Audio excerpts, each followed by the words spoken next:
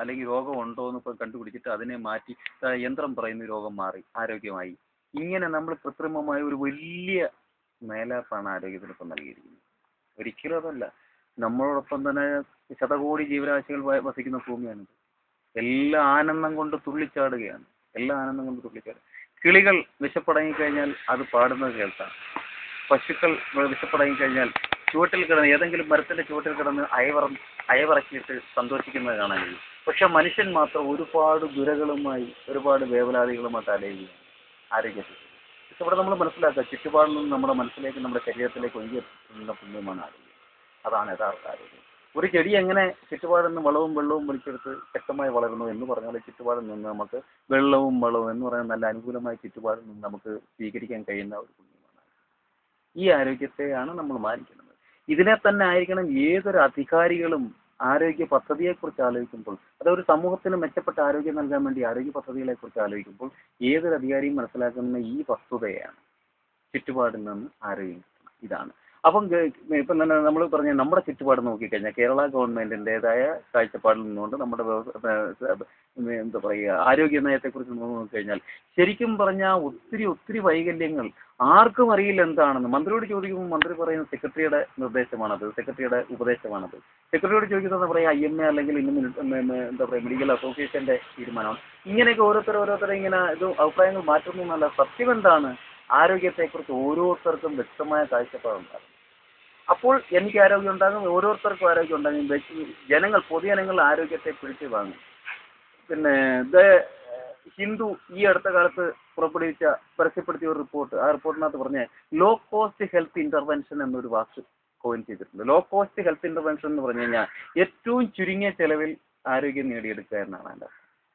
ഏറ്റവും ചുരുങ്ങിയ ചെലവിൽ ആരോഗ്യം നേടിയെടുക്കാൻ മൾട്ടി സ്പെഷ്യാലിറ്റി ഹോസ്പിറ്റലിൽ പോയാൽ കഴിയില്ലെന്ന് നമുക്ക് ഓരോരുത്തർക്കും ഉള്ള വ്യക്തമായിട്ട് അറിയാവുന്ന കാര്യം. പിന്നെന്താണ് വേണ്ടത്? നിങ്ങളുടെ ചുറ്റുപാടുകളെ സംശുദ്ധമാക്കുക, നല്ല ഭക്ഷണം കഴിക്കുക, നല്ല മാനസിക ശാരീരിക ചര്യകൾ പാലിക്കുക. വളരെ വ്യക്തമായിട്ട് ആ റിപ്പോർട്ട് പറയുന്നുണ്ട്. ഈ റിപ്പോർട്ട് അധികാരികളുടെ മുന്നിൽ അധികാരികളുടെ ശ്രദ്ധയിൽ വന്നിട്ടുണ്ടോ എന്നുള്ള കാര്യം സംശയമാണ്. കാരണം വന്നിട്ടുണ്ടെങ്കിൽ ഇതിന്റെ ഏതെങ്കിലും ഒന്ന് പോളിസി മേക്കിംഗ് ആയിട്ട് ബന്ധപ്പെട്ട് നമ്മുടെ പ്ലാനേഴ്സ് ഇംപ്ലിമെന്റ് ചെയ്യണ സമയം എന്നേ കഴിഞ്ഞു. മന്ത്രിയോട് ചോദിച്ചു കഴിഞ്ഞാൽ പറയും അതറിയില്ല, അങ്ങനെ ഉണ്ടോ എനിക്കറിയില്ല. ആകെ നമുക്കറിയാവുന്നതെന്ന് പറഞ്ഞാൽ രോഗങ്ങൾ കണ്ടുപിടിക്കുക, മരുന്ന് കുത്തിവെക്കുക, എന്നിട്ട് പിറ്റേന്ന് പരിശോധിച്ചിട്ട് രോഗമെല്ലാം ഭേദമായി. പക്ഷേ മനുഷ്യന് സ്വസ്ഥതയില്ല. ഓരോ ദിവസവും പുതിയ അസുഖങ്ങൾ വന്നുകൊണ്ടിരിക്കുക, പുതിയ പനികൾ വന്നുകൊണ്ടിരിക്കുകയാണ്. ഈ പനികൾ വരുമ്പം ഈ പനിയെ ചികിത്സിച്ച് ഭേദമാക്കുന്ന ഡോക്ടർമാർ, ജനങ്ങളിൽ ആത്മവിശ്വാസം നൽകണമെന്ന് ഡോക്ടർമാർ പറയുന്നത് പനിയുടെ കാരണം അറിയില്ല, എല്ലാവരും അടച്ചുപൂട്ടിയിരിക്കുക, വൻ ഒരു വിപത്താണ് നമ്മളെ സമീപിച്ചുകൊണ്ടിരിക്കുന്നത്. ഈ വിപത്തിൽ നിന്ന് എന്താകുമെന്ന് നമുക്ക് പറയാൻ ഒക്കത്തില്ല. എല്ലാവരും സിംറ്റംസ് തോന്നിക്കഴിഞ്ഞാൽ ഉടൻ തന്നെ ഹോസ്പിറ്റലിൽ എത്തിക്കുക എന്ന് പറയുന്ന ഒരു സ്ഥലത്തില് എവിടെയാണ് ആത്മവിശ്വാസം? എവിടെയാണ് നമുക്കൊന്ന് ഒളിക്കാൻ നമുക്കൊന്ന് ഒളിക്കാൻ ഇടയോടെയാണ്? നമുക്ക് ഷെൽട്ടർ കാണാൻ കഴിയില്ല. നമ്മൾ മനസ്സിലാക്കുന്നത് വായുവിനെ ശുദ്ധമാക്കുന്ന നയങ്ങൾ ചെയ്യാൻ ഗവൺമെന്റ് തയ്യാറാകണം. ജലത്തെ ശുദ്ധജലം ജനങ്ങൾക്ക് ലഭ്യമാക്കാനുള്ള നടപടികൾ ഗവൺമെന്റ് ചെയ്യണം. ശുദ്ധജലം എന്താണെന്ന് ചോദിക്കുന്നതന്നെ ക്ലോറിനേറ്റ് ചെയ്ത വെള്ളമല്ല ശുദ്ധജലം. അത് വളരെ വ്യക്തമായ സയന്റിഫിക് സ്റ്റഡീസ് ഉള്ളതാണ്.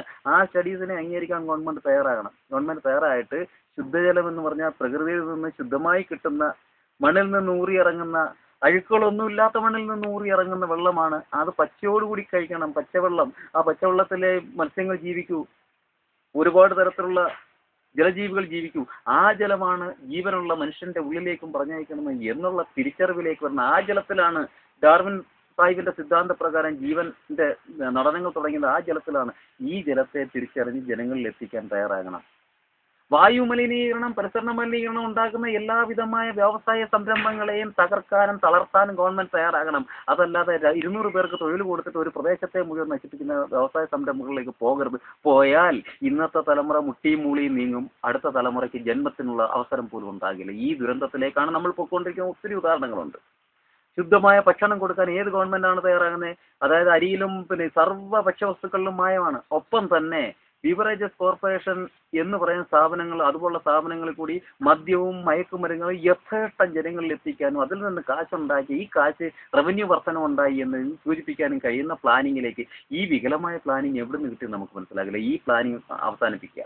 ഇതൊക്കെ തെറ്റാണെന്ന് കർശനമായി മനസ്സിലാക്കിയിട്ട് അതിൽ നിന്ന് വരുമാനം ഉണ്ടാക്കരുത്. അത് ഒഴിവാക്കിയിട്ട് ജനങ്ങളുടെ ആരോഗ്യത്തെ സംരക്ഷിക്കാൻ ഗവൺമെന്റ് ശക്തമായ നടപടികൾ എടുക്കുക. ഒപ്പം തന്നെ യോഗ മുതലായ പരമ്പരാഗതമായ മാനസിക നവീകരണ പ്രക്രിയകൾക്ക്, നവീകരണ സംവിധാനങ്ങൾക്ക് പ്രാമുഖ്യം നൽകുന്ന വിദ്യാഭ്യാസം അതും ആരോഗ്യ നയത്തിനകത്ത് ഉൾപ്പെടുത്തേണ്ടതാണ്.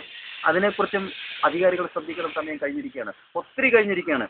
ലോകത്തിന് മാതൃക നൽകാൻ കഴിയുന്ന ഒരു ആരോഗ്യ സംവിധാനം നമുക്ക് ഉണ്ടാക്കാൻ കഴിയും ഈ വിധ സംവിധാനങ്ങൾ ചെയ്താൽ. അതുപോലെ നല്ല ശാരീരിക ചര്യകൾ നിലനിർത്തുന്നതിന് വേണ്ടി യോഗ സിസ്റ്റത്തെക്കാൾ നല്ല ഈ ലോകത്തൊന്നുണ്ടോ എന്ന് ആർക്കും സംശയം തോന്നുന്നു. അത്രത്തോളം കാലാതീതമായ ഒരു സംവിധാനമാണ് യോഗ സംവിധാനം. ഈ സംവിധാനത്തിൽ നമ്മുടെ വിദ്യാലയങ്ങളിൽ കൂടി അതുപോലെ ഗവൺമെന്റ് ഇതര സംഘടനകളുടെ ആഭിമുഖ്യത്തിലും നടപ്പാക്കുന്ന സമയം കഴിഞ്ഞ് ഇതുപോലെ വളരെ വ്യക്തവും സുവ്യക്തമായ ഒരു ആരോഗ്യ പദ്ധതി കൊണ്ടുവന്നു കഴിഞ്ഞാൽ അക്ഷരാർത്ഥത്തിൽ എഴുതി ചേർക്കാൻ കഴിയും. തൊട്ടടുത്ത ഭാവിയിൽ, ആസന്ന ഭാവി മുതൽ ആരോഗ്യത്തിന്റെ കാര്യത്തിൽ പരിപക്വമായ സ്വയം പര്യാപ്തമായ അവസ്ഥയിൽ എത്തിച്ചേരാൻ കഴിയും. തർക്കമില്ല. ഇതല്ലാതെ ആരോഗ്യം കൊണ്ടുവരാൻ കഴിയുമെന്ന് സമർത്ഥിക്കാൻ ആർക്കെങ്കിലും കഴിഞ്ഞാൽ കേവലം വിഡ്ഢികളുടെ സ്വർഗത്തിലാണ്. വ്യാഖ്യാനങ്ങൾ മാത്രമാണ്. ഒത്തിരി പദ്ധതികൾ ലക്ഷ്യമില്ലാതെ കിടക്കുന്നതും എങ്ങുമെത്താതെ കിടക്കുന്ന നമ്മൾ പദ്ധതികൾ കൊണ്ടുവന്നിട്ട് കാര്യമില്ല. അടിസ്ഥാനപരമായി ശരിയായ കഴിവുറ്റ പദ്ധതികൾ അതായിരിക്കണം ആരോഗ്യ പദ്ധതിയിൽ ഉൾപ്പെടുത്തേണ്ടത്.